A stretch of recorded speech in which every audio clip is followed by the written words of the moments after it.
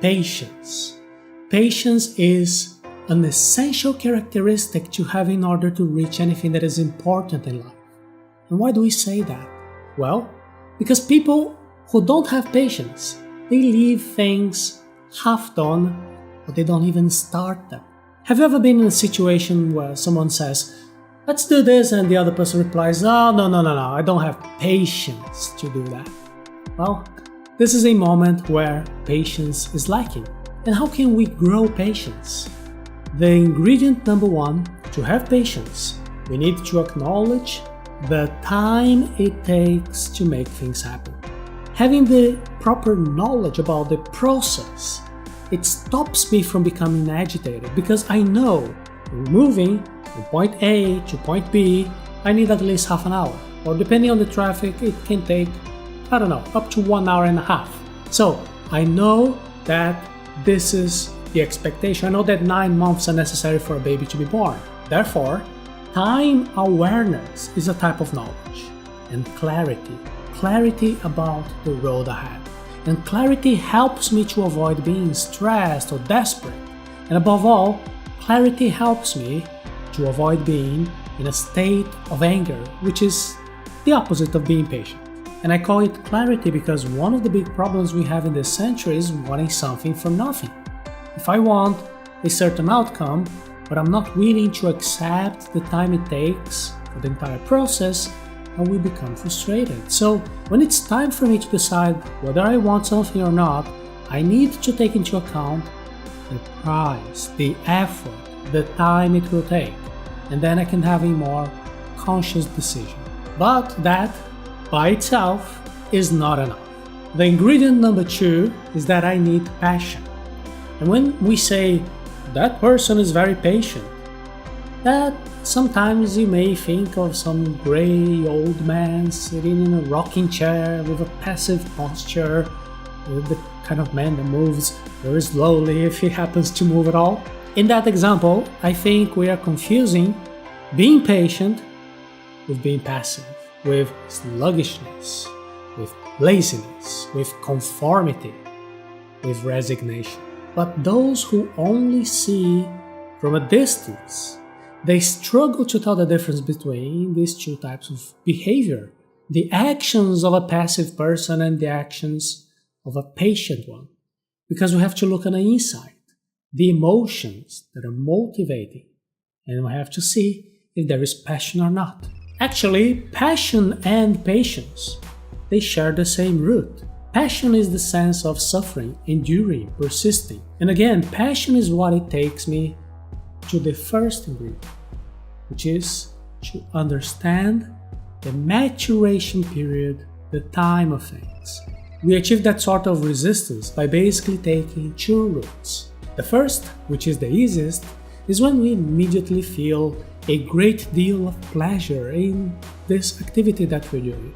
It's like the kid who is playing football, he loves football, and that pleasure helps him to get better and better to the point where he becomes a great professional player. Those who only motivate themselves in this way, they will have some sort of a setback when they're facing some obstacle in the future. This is why I like the second route. The second route is to find purpose in what we do. Those who see a bigger purpose, they have it easier when it's time to tolerate potential setbacks and difficulties and offenses and failures that the journey will present to us. It is one thing to be carrying bricks all day, up and down, under the sun, because I'm building a wall and this is how I earn my paycheck. A completely different thing is to be carrying the same bricks under the same sun, but knowing that my effort is helping to build a school and want to understand what is the purpose behind things. And the ingredient number three is that I need to know the influence that I have.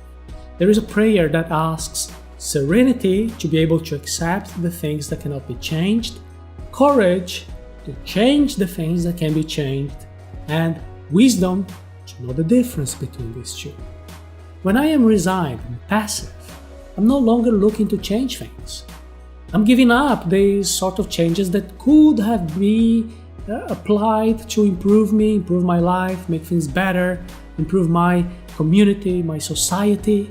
You understand? And when I have my head down because I'm lacking courage, patience, because I'm not feeling that I can actually make a difference and achieve the skills that are necessary for that challenge, that is fear, conformism, laziness, pessimism.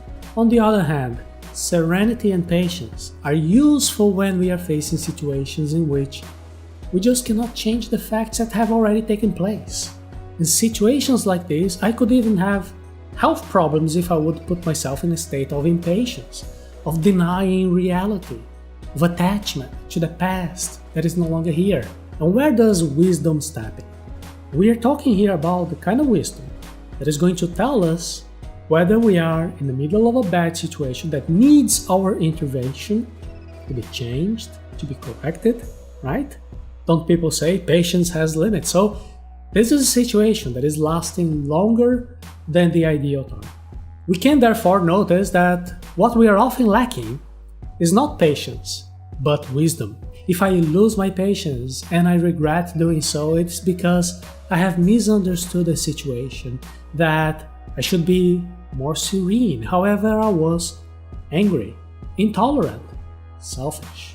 Wisdom is also a key that allows us to seize another virtue, which is persistence. Persistence is a virtue that I demonstrate when I am pursuing a noble cause, a goal that brings me a sense of fulfillment as an individual, a need that enriches my community. The more benefits involved, the bigger the fruits of my patience will be.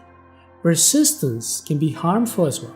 For instance, when I'm insisting on some type of approach or methodology that is not very effective. When I persist in an abusive relationship. When I persist in a career that doesn't bring me fulfillment, joy. When I persist in wanting to please everybody, but I'm becoming more frustrated every day because I was not able to pursue what I really believe, what I really want to do. This is why we have a course on assertiveness, how to say no. And you can learn more by going to arata.se/howtosayno. And also in our entrepreneurship programs, I underline the idea of the golden handcuffs. This is when an employee of a company wants to quit, they want to resign, to open their own business, but they never do so because they have a very nice paycheck, which allows them to be paying for their comfortable home, to be buying new cars, traveling around, having a very expensive lifestyle. With that high salary, they have a very high cost of living, which represents a golden handcuff. In all these cases, with patience and persistence, wisdom is also necessary to guide our potential.